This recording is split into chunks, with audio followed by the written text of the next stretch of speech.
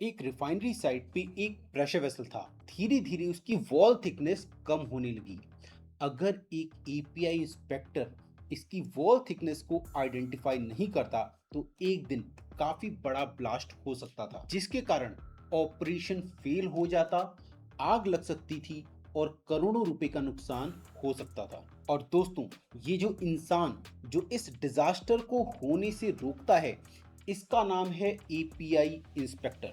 आज मैं आपको बताने वाला हूं कि एपीआई इंस्पेक्टर कौन होता है, क्या आप भी एपीआई इंस्पेक्टर बन सकते हैं, और अगर आप एपीआई इंस्पेक्टर बनते हैं तो महीने का कितना कमा सकते हैं। देखो, रिफाइनरी, पेट्रोकेमिकल प्लांट या फिर ऑयल एंड गैस फैसिलिटीज में हजारों तरीके के इक्विपमेंट चलते हैं, जैसे कि pressure vessel, heat exchanger, pipeline, storage tank, etcetera. और इन सब में high pressure, high temperature and कई बार करोसिव केमिकल भी रहता है। अगर इन इक्विपमेंट्स, इन मशीनरीज की सही टाइम पे इंस्पेक्शन नहीं हुआ तो इसका मतलब बहुत बड़ा disaster, environmental loss, production loss, करोड़ों का नुकसान और सबसे बड़ी बात, जान का खतरा तक बन जाता है। इसीलिए दोस्तों, अमेरिकन पेट्रोलियम इंस्टीट्यूशन यानी एपीआई ने एक स्ट्रक्चर्ड सर्टिफिकेशन का प्रोग्राम बनाया है, जिससे कि trend, certified, verified and competent inspector he in equipment की इंस्पेक्शन कर सकें। दोस्तों, ये सिर्फ एक जॉब नहीं है, ये एक लीगल एंड सेफ्टी का मोस्ट इंपॉर्टेंट रिक्वायरमेंट है। एंड ये चीज बहुत सारी रिफाइनरीज में मैंडेटरी होता है। अगर मैं आपके करियर के एंगल से देखूं तो ये सर्टिफिकेशन आपको एक नॉर्मल साइट इंचार्ज से, साइट इंजीनियर से, मैकेनिकल इंजीनियर से, मेटलर्जिकल इंजीनियर से आपको एक specialised, high paying international professional बना देता है और आप बन जाते हैं इंटरनेशनली रिकॉग्नाइज्ड इंस्पेक्टर।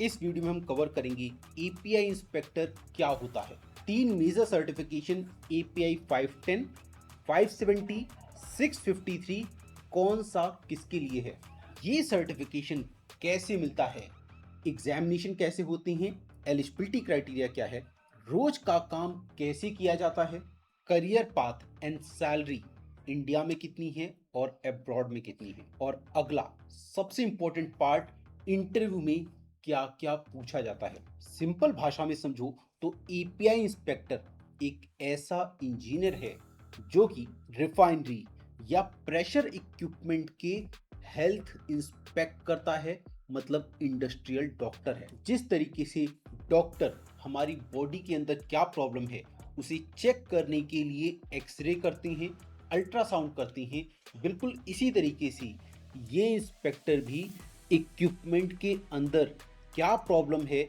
इसे पता लगाने के लिए इक्विपमेंट बिना खोले हुए एक्सरे करवाता है, अल्ट्रासाउंड कराता है और पता लगाता है कि क्या प्रॉब्लम है, क्या ये प्रॉब्लम एक्सेप्टेबल है, रिजेक्टेबल है या रिवर्क किया जा सकता है। एपीआई इंस्पेक्टर एक सर्टिफाइड प्रोफेशनल होता है जिसको अमेरिकन पेट्रोलियम इंस्टीट्यूशन ने अपने स्टैंडर्ड के according in service pressure vessel, pipeline and storage tank की fitness for inspection, condition monitoring, thickness monitoring, alteration और रिपेयर, ताकि इक्विपमेंट सेफ ऑपरेटिंग लिमिट में ही रहे।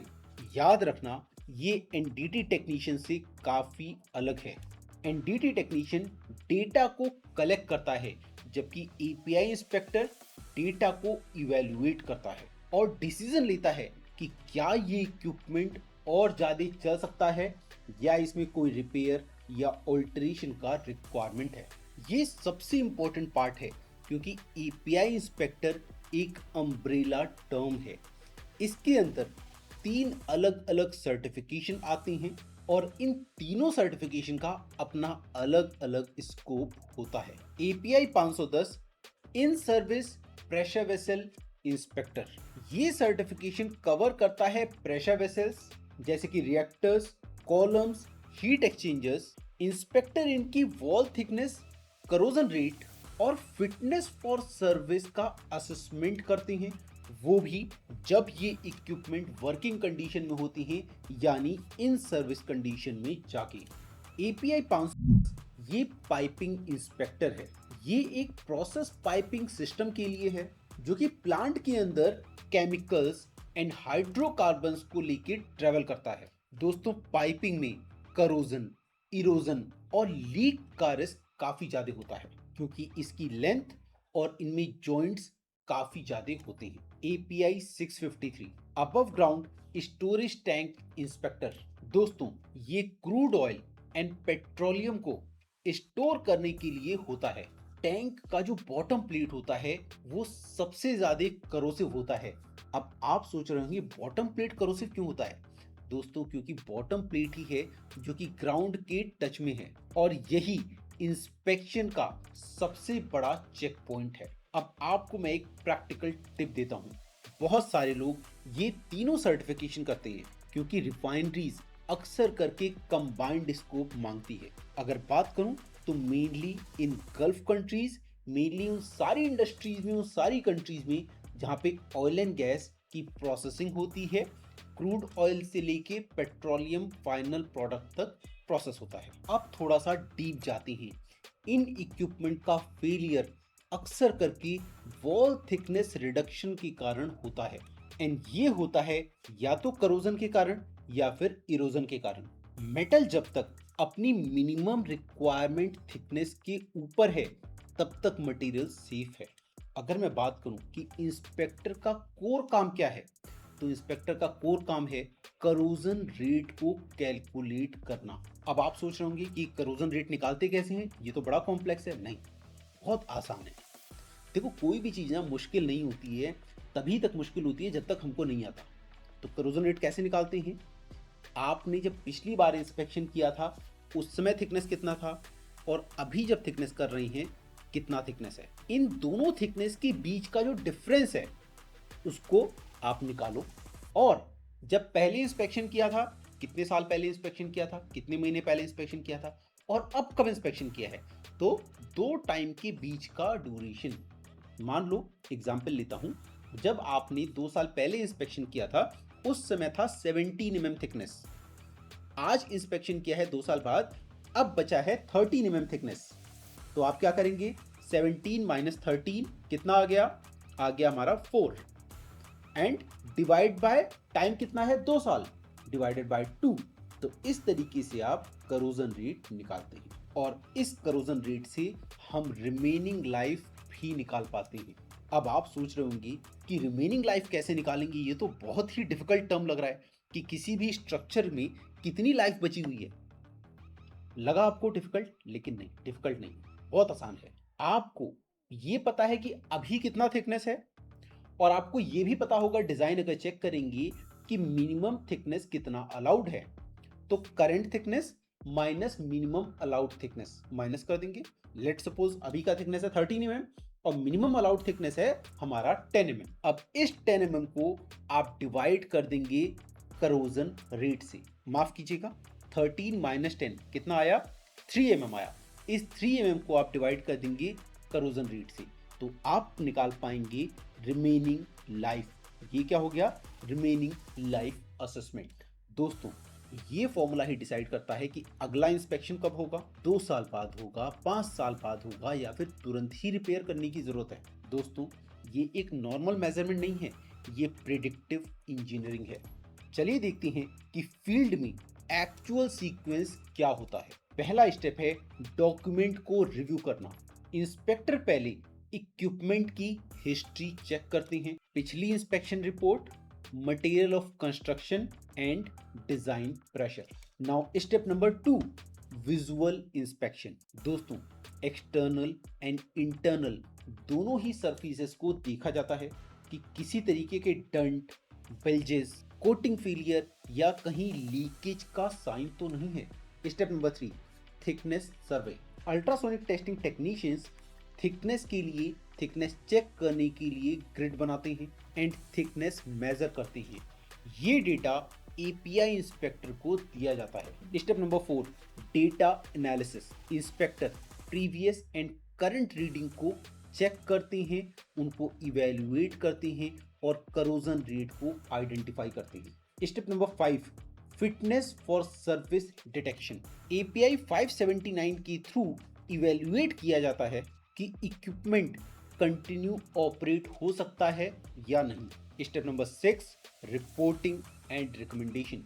फाइनल रिपोर्ट बनती है जिसमें नेक्स्ट इंस्पेक्शन इंटरवल या नेक्स्ट इंस्पेक्शन डेट्स दी होती हैं, और अगर कोई रिपेयर का रिक्वायरमेंट है, कोई ऑल्टरेशन का रिक्वायरमेंट है, वो सब लिखा जाता है।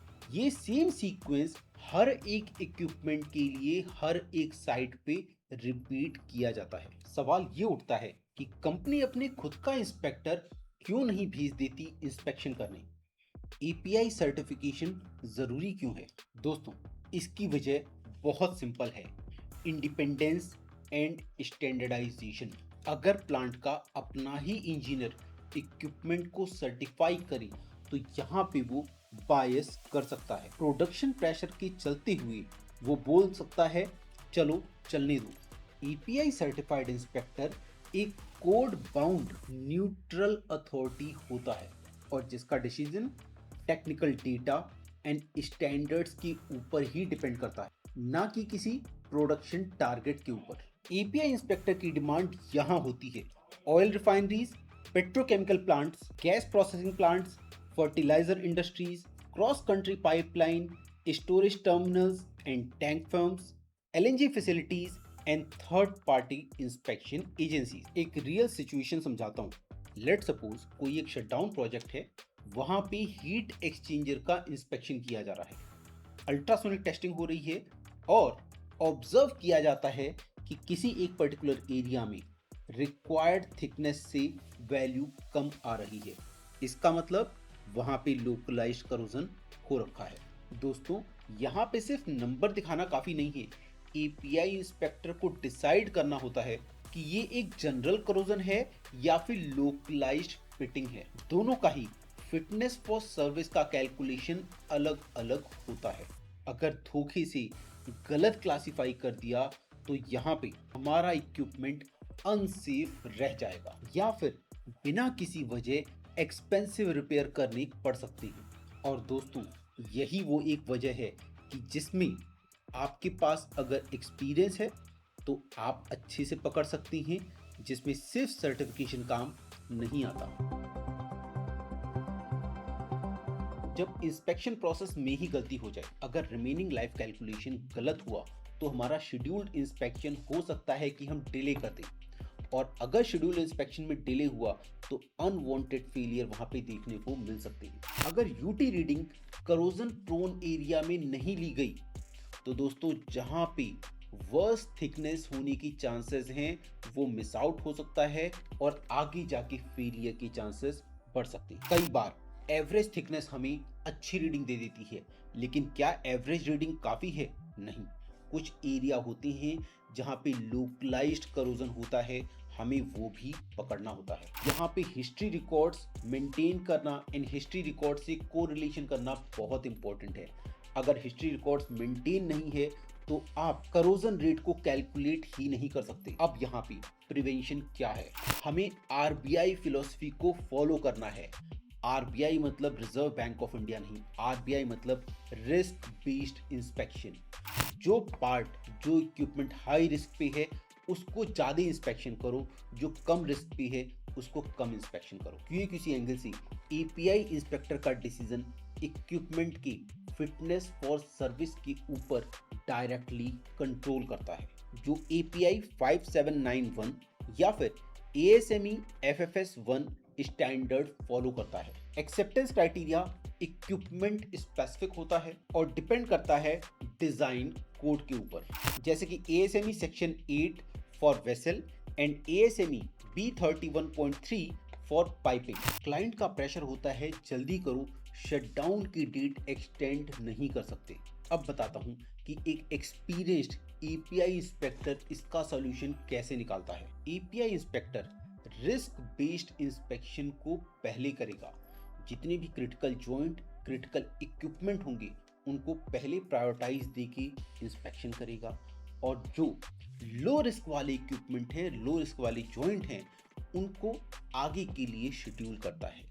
इससे एक सर्टिफाइड एपीआई इंस्पेक्टर टाइम बचाता है और रिस्क को भी मैनेज करता है। अब यहाँ पे कुछ की टेक्निकल टर्म्स एक्सप्लेन की गई है, इनको रीड करिए।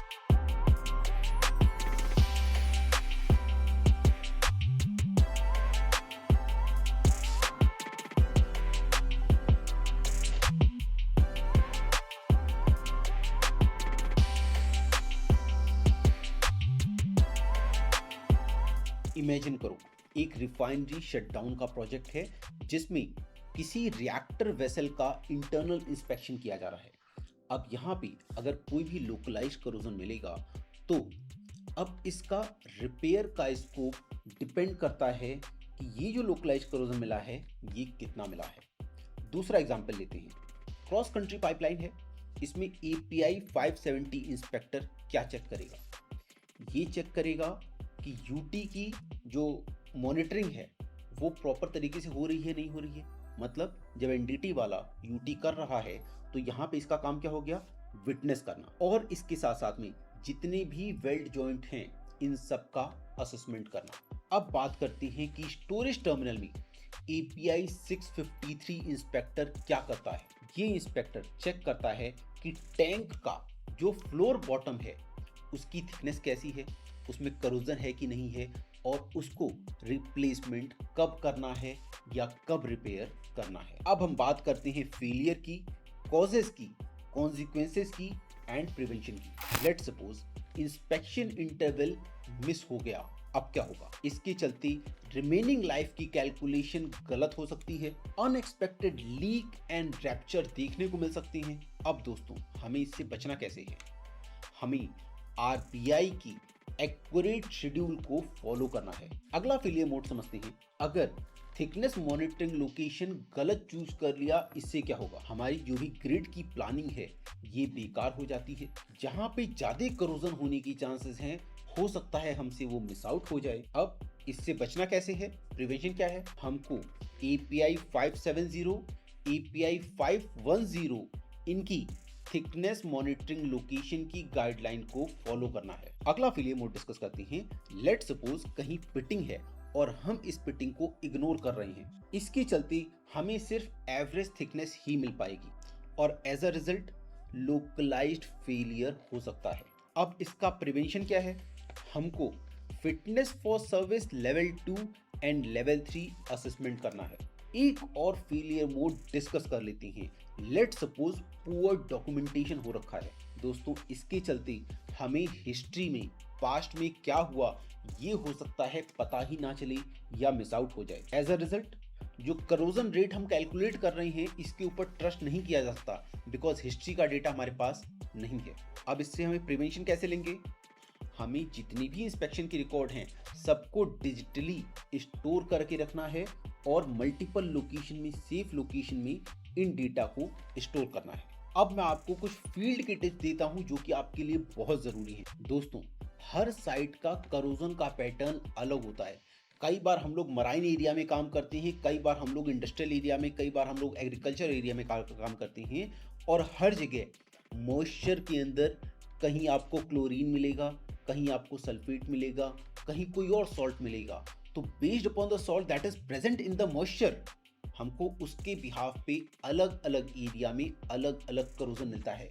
और सिर्फ यही नहीं, बहुत सारे अदर रीजंस भी होती हैं फॉर करोजन। तो दोस्तों आपने कहीं अगर एक जगह इंस्पेक्शन किया है, लेट सपोज सेम इक्विपमेंट का इंस्पेक्शन आपने गुजरात में किया, वही इक्विपमेंट आपका मथुरा में है, तो सेम रेट अप्लाई नहीं होगा। तो हमेशा याद रखो जिस साइट पे आप काम कर रहे हो उस साइट का, उस इक्विपमेंट का हिस्ट्री आपको देखना है एंड कोरिलेट करना है। दूसरा टिप, जब भी आप थिकनेस मॉनिटरिंग लोकेशन को डिफाइन करती हैं कि इस इक्विपमेंट में इस जगह हमें थिकनेस मॉनिटरिंग करनी है, तो आप इस लोकेशन को अपनी लॉग बुक में जरूर डालें।